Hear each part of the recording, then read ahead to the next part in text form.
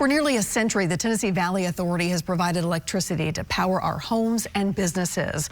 But could the future of the energy supplier be in jeopardy? Chris Davis shows us why some industry insiders are now sounding the alarm. Powered by innovation and collaboration. At this conference of TVA employees and trade unions, one of the big topics wasn't over the agency's practices.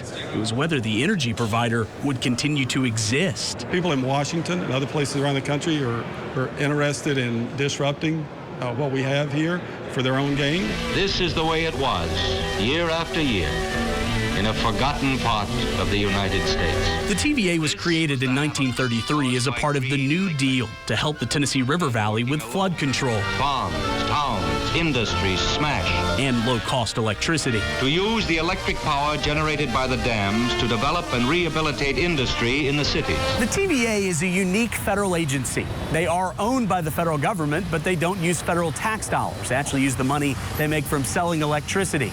But they do have unique federal powers.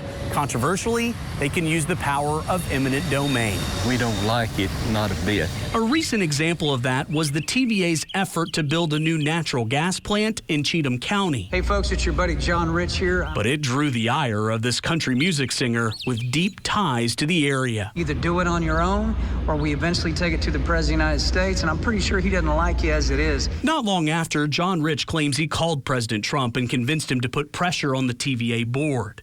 And sure enough, TVA has now abandoned the Cheatham County plans.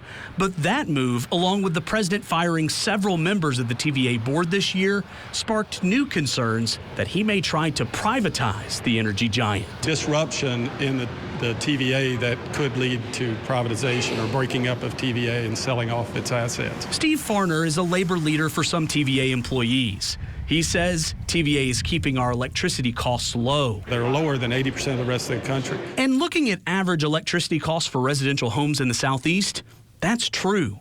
There are states like Missouri, Arkansas, and Louisiana that have lower costs per kilowatt hour. But many other states that aren't powered by the TVA have much higher rates. The price of electricity could escalate. You could lose jobs. You could have disruption and unpredictability in the grid. Which is why that fear became the talk of much of this convention.